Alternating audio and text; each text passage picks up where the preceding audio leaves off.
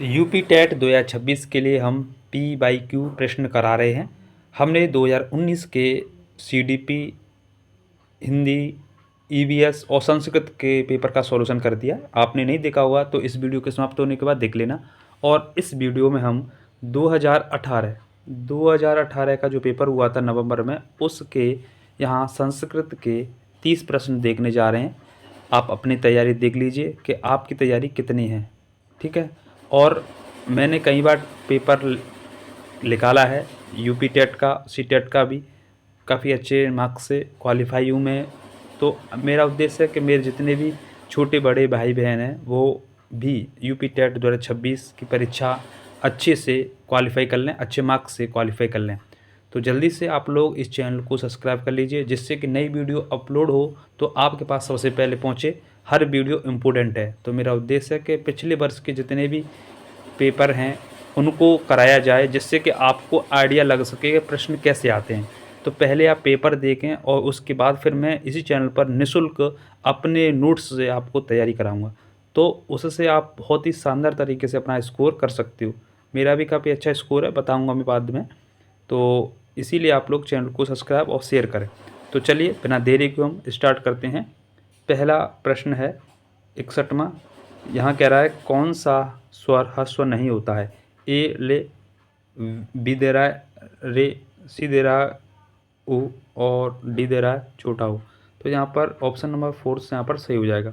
अगला क्वेश्चन 62 कह रहा है सहयुक्ते अप्रधाने सूत्र किस विभक्ति का बोधक है। ए ऑप्शन तृतीया, द्वितीया, पंचमी, चतुर्थी। तो यहाँ पर तृतीय विभक्ति का यह सूत्र है, ऑप्शन नंबर ए सही हो जाएगा।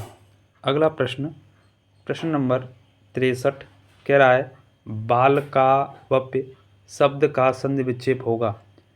ए ऑप्शन बालका प्लस वाप्य, बालको प्लस अप्य, बालकः प्लस आवप्य, डी दे रहा है बालकाव प्लस अप्य।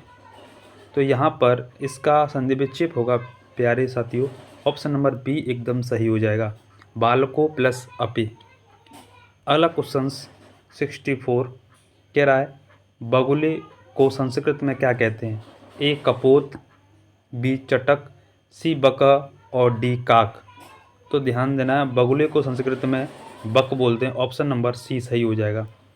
और यहाँ पर कपोत को हिंदी में बोलते हैं कबूतर, कबूतर ध्यान देना है। चटक को यहाँ चिड़िया बोला जाता है, काक को यहाँ कौवा। अगला प्रश्न कह रहा है कि हरय कुरदंती में हरय में कौन सा कारक है। ए संप्रदान, करण, अपादान या कर्ता। तो हरय में चतुर्थी विभक्ति होती है और चतुर्थी में संप्रदान होता है, तो ऑप्शन नंबर ए एकदम सही हो जाएगा। अगला क्वेश्चन कह रहा है अस्मद शब्द का षष्ठी बहुवचन क्या होगा। ए मम, बी उस्माकम, सी न और डी तव। तो राइट आंसर हो जाएगा उस्माकम, ठीक है। अगला क्वेश्चन कह रहा है 67वां रमा शब्द का चतुर्थीया एक वचन क्या होगा। तो रमा शब्द का रूप है ए रमाई, रमाय, रमया या रमे। तो यहाँ पर आपको ध्यान देना है, तो यहाँ ऑप्शन नंबर ए एकदम सही हो जाएगा। अगला क्वेश्चन कह रहा है कि पितृ शब्द का सप्तमी एक वचन रूप है।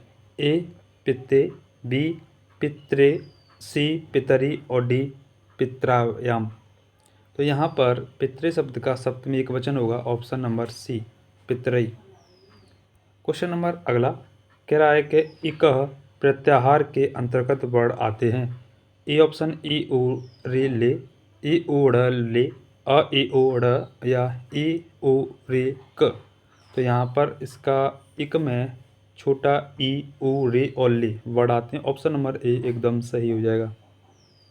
क्वेश्चन नंबर 70 कह रहा है कि माहेश्वर सूत्रों की संख्या होती है।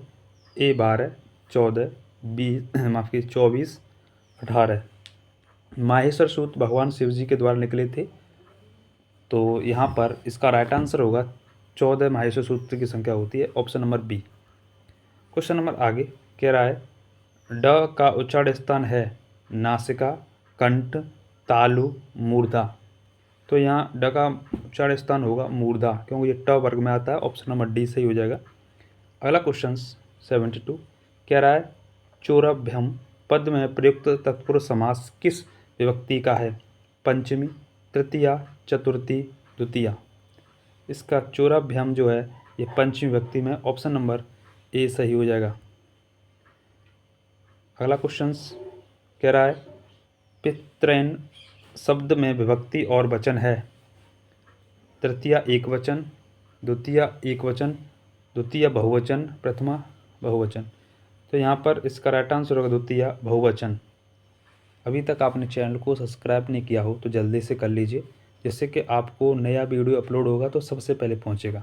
आपके फ़ायदे के लिए कह रहे हैं, तो जल्दी से सब्सक्राइब और जितने भी मित्र हैं उनको शेयर कर दें। जितने भी हैं जो यूपी टेट 2026 की तैयारी कर रहे हैं, और उन सभी को बीएड डीएलएड के ग्रुप में इस वीडियो को ज़रूर शेयर करें, जिससे कि मुझे भी मोटिवेट मैं हो सकूं और आपके लिए और बढ़िया कंटेंट उपलब्ध करा सकूं। ठीक है, यहाँ पर कोई कोचिंग नहीं है, मैं आपका छोटा या बड़ा भाई हूँ, उसीलिए आपको मदद कर रहा हूँ कि आपको एकदम फ्री ऑफ कॉस्ट अच्छा कंटेंट मिले और आप अच्छे मार्क्स लेके आओ। अगला प्रश्न कह रहा है नद्य शब्द में विभक्ति और वचन है? ए प्रथमा बहुवचन, षष्ठी बहुवचन, प्रथमा एकवचन या षष्ठी एकवचन। यहाँ पर राइट आंसर होगा ऑप्शन नंबर ए प्रथमा का बहुवचन। क्वेश्चन नंबर अगला कह रहा है षड्वति हिंदी का बोधक है, यानी संस्कृत में यहाँ षड्वति दिया गया है तो हिंदी में ये क्या है, कितना है हिंदी में? क्या 67 है, क्या 66 है?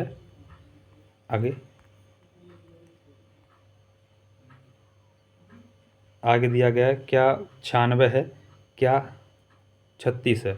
तो षड्वति जो है उसको 96 बोलते हैं, 96। तो यानी आपको 100 तक संस्कृत में गिनती आनी चाहिए। अगला प्रश्न है भवत क्रियापद में प्रयुक्त लकार पुरुष बहुवचन है? ए लोट लकार प्रथम पुरुष बहुवचन, लिट लकार प्रथम पुरुष बहुवचन एक वचन, लोट लकार प्रथम पुरुष एक वचन, लोट लकार मध्यम पुरुष में बहुवचन। तो भवत जो है वो है लोट लकार मध्यम पुरुष बहुवचन, ऑप्शन नंबर डी सही हो जाएगा। क्वेश्चन नंबर आगे कह रहा है कि सर्वनाम शब्द नहीं है? अप, यूयम, तो, तस्मै। तो यहाँ ए ऑप्शन सही हो जाएगा। अगला क्वेश्चन कह रहा है स्वस्ति पद के योग में प्रयोग की जाने वाली विभक्ति है? पंचमी, चतुर्थी, तृतीया या षष्ठी। राइट आंसर होगा चतुर्थी। अगला क्वेश्चन कह रहा है कादम्बरी ग्रंथ के रचनाकार हैं? भास, भवभूति, बाणभट्ट या श्रीहर्ष। तो आप लोगों को ध्यान देना है, यहाँ पर रचना भी आती हैं 3-4 नंबर की, संस्कृत के महान जो ऋषि हुए हैं उनकी। तो ये सब आपको मैं कराऊंगा, आप लोग बताओगे कि भैया आप अपने नोट्स से कराओ, तो मैं अपने नोट्स से कराऊंगा। मेरे नोट्स बहुत अच्छी तरीके से प्रिपेयर हैं और जिसमें सभी रचनाएं बहुत ही इम्पोर्टेंट खास और जो पेपर में पूछता है टेट के पेपर में, वो सभी क्रम बाई क्रम लिखी हुई हैं। ठीक है, जिससे आप पढ़ लोगे, मैं करा दूंगा तो आपका मान लो सारे प्रश्न सही हो जाएंगे। तो बाणभट्ट जो रचना है वो माफ़ कीजिए, कादम्बरी जो रचना है वो बाणभट्ट जी की है, ऑप्शन नंबर 3 सही हो जाएगा। अगला क्वेश्चन कह रहा है कि महाकवि कालिदास द्वारा नाटक कौन सा है? तो यहाँ मालविक्रामिन मित्रम, रघुवंशम, कुमार संभवम या मेघदूतम। तो नाटक इनके 2 हैं, एक तो मालविकामित्रम और एक अभिज्ञा शाकुंतलम। ठीक, इसके बाद रघुवंशम, मेघदूतम, कुमार संभवम भी इनकी कालिदास की रचना है। अगला क्वेश्चन 81 कह रहा है व्यंजन संधि का उदाहरण है? सज्जन, साधुक्तम, पतरे या पित्रा। ऑप्शन ए सही हो जाएगा सज्जनम, सत प्लस जन। 82 उत्तम पुरुष से संबंधित सर्वनाम शब्द है? वयम, युवाम, स, तस्मिन। ऑप्शन ए एकदम सही हो जाएगा। अगला क्वेश्चन रे धातु में कित्वन प्रत्यय का योग करने पर रूप बनता है? धृत्य, धत्वा, धरत्य या धत्य। तो यहाँ पर राइट आंसर होगा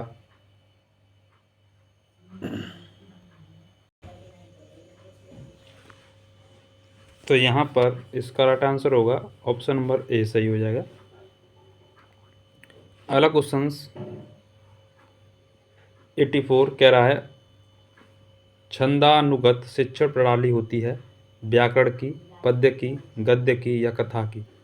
इसका सही आंसर हो जाएगा पद्य की, option number B. Question number अगला कह रहा है शुद्ध वाक्य है अयम गृहम गच्छति, या बी दिया गया सह गृहम गच्छस, त्वम गृह गच्छति, त्वम गृह गच्छस। तो यहाँ ये सही हो जाएगा। क्वेश्चन नंबर आगे वने अपे पदे में संधि है पर रूप अयादि, पूर्व रूप या यड़। तो जहाँ भी ऐसे करके मिले यानी गुरु जो मात्रा है तो वहाँ पर पूर्व रूप संधि हो जाती है, ऑप्शन नंबर सी सही हो जाएगा। अगला क्वेश्चन कह रहा है नीति मार्ग के न परिलंघयन्ते। तो यहाँ पर आंसर होगा ए कुलीना। अगला क्वेश्चन तत्रैव में संधि है वृद्धि, दीर्घ, गुण, पूर्व रूप संधि। तो जहाँ पर दो मात्रा होती हैं ऐसे तो वो समझना वृद्धि संधि है, तो ऑप्शन नंबर ए एकदम सही हो जाएगा। अगला प्रश्न कह रहा है कि संस्कृत में अयुग्मवाह वर्णों की संख्या है 6, 5, 3 या 4। तो संस्कृत में अयुग्मवाह की जो संख्या है वो है 4, ऑप्शन नंबर डी सही हो जाएगा। अगला क्वेश्चन कह रहा है कि अनुरूपम में समास है अविभाव, द्वंद्व, बहुब्रीहि, तत्पुरुष। राइट आंसर होगा अविभाव समास। तो ऐसे करके हमने 2018 UP TET previous year paper कर लिया है। संस्कृत का 30 प्रश्न है। आपको किसी प्रश्न में डाउट है तो कमेंट में ज़रूर बताएं। वीडियो कैसा लगा वीडियो को ये भी कमेंट में लिखें और चैनल को सब्सक्राइब करके जाया करो। आप लोग चैनल सब्सक्राइब नहीं करते हो, आपके लिए इतनी मेहनत करा रहे हैं, पीडीएफ डाउनलोड करते हैं, तैयार करते हैं, इसको क्वेश्चंस ऐड करते हैं और फिर उसके बाद में आपको सॉल्यूशन देते हैं। तो कम से कम इतना तो बनता है, चैनल को सब्सक्राइब करके जाएं। आपके फ़ायदे के लिए कह रहे हैं, जिससे कि नई वीडियो अपलोड होगी तो आपके पास सबसे पहले पहुंचेगी। कोई सब्सक्राइब करने में कोई तुम्हारा शुल्क थोड़ी लग रहा है।